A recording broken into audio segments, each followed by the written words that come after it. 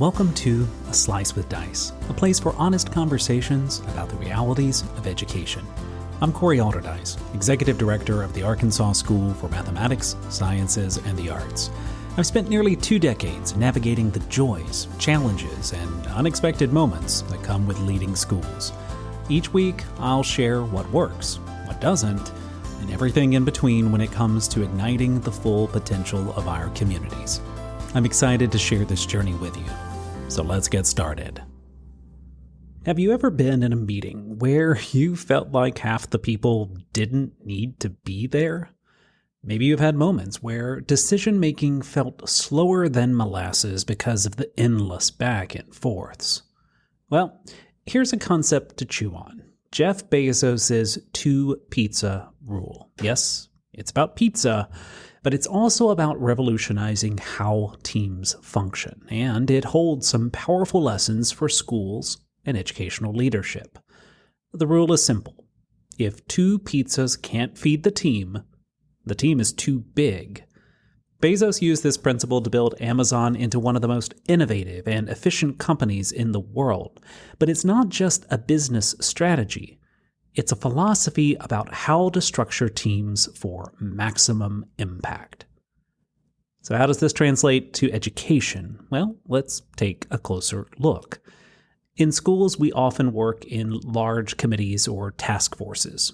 Think about the last time you were part of a group of 20 people trying to solve a problem. The reality? A few people probably did most of the talking while others quietly sat back. It's not that those quieter members didn't have valuable input. They probably just didn't feel there was space for their voice. The 2-pizza rule flips this dynamic. By intentionally keeping teams small, say 5 to 7 people, you create a structure where everyone has to pull their weight and every voice can be heard. Small teams move faster, make decisions more effectively, and avoid the dreaded trap of groupthink.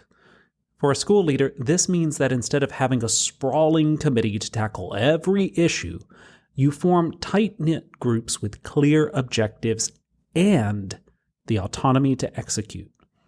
Let's face it, schools are not generally known for their lightning-fast decision-making. Approval chains, committee reviews, and endless meetings can drag a good idea into oblivion.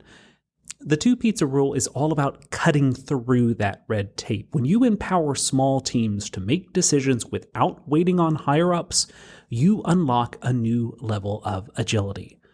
For example, imagine you're rolling out a new program to improve reading scores. Instead of creating a 20-person task force, you form a small team of reading specialists, classroom teachers, and maybe a tech integrator. You give them the freedom to design, test, and tweak their approach. And suddenly, you've taken what could have been a year-long initiative and turned it into something that starts making an impact within months. Now, one of the most exciting parts of Bezos' rule is the idea of autonomy. At Amazon, small teams aren't just encouraged to innovate, they're expected to. They're treated like mini startups within the company, each responsible for their own projects from start to finish. Imagine applying this to schools. Instead of micromanaging teachers or drowning them in top-down directives, you trust small teams to solve problems creatively. Picture this. A team of 5 teachers comes to you with an idea how to revamp your school, ways they handle parent communication. Instead of running that idea through 5 levels of approval, you let them own the project. You give them a budget, a timeline, and the freedom to experiment. By treating them like entrepreneurs, you foster a sense of ownership and excitement that can ripple through the entire school culture. Here's another gem in the 2-pizza rule. Small teams often mean happier people. When teams are a manageable size, relationships are stronger, communication is clearer, and collaboration feels more authentic. For teachers and staff, this translates into a greater sense of connection and purpose. In a profession where burnout is a constant threat, the kind of morale is no small thing. When people feel seen, heard, and valued, they're not just more productive, they're also more likely to stay in the profession long term. For school leaders, this approach could be a game changer in both recruitment and retention.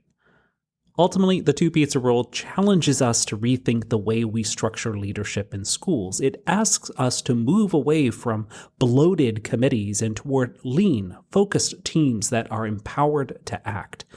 It's a call to trust our peoples, to strip away unnecessary bureaucracy, and to create a culture where innovation can thrive.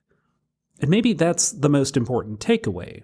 The two-pizza rule isn't just about pizzas or productivity. It's about creating the kind of environment where people, whether they're engineers at Amazon or educators in a school, can do their best work. So here's my challenge to you. Think about your own leadership structures. And while you're at it, maybe order some pizza for your next meeting. Just 2, though, no more. But seriously, ask yourself this question. Are your teams small enough to achieve the work they need to do? If not, maybe it's time to take a slice out of Bezos' playbook, because sometimes less really is more. A Slice with Dice is a production of the Arkansas School for Mathematics, Sciences, and the Arts. I hope today's reflection sparked some thoughts for your own journey. If you enjoyed the episode, please subscribe, share, and leave a review. Let's keep learning and leading together. Until next time, keep striving for growth and excellence. Thanks for tuning in.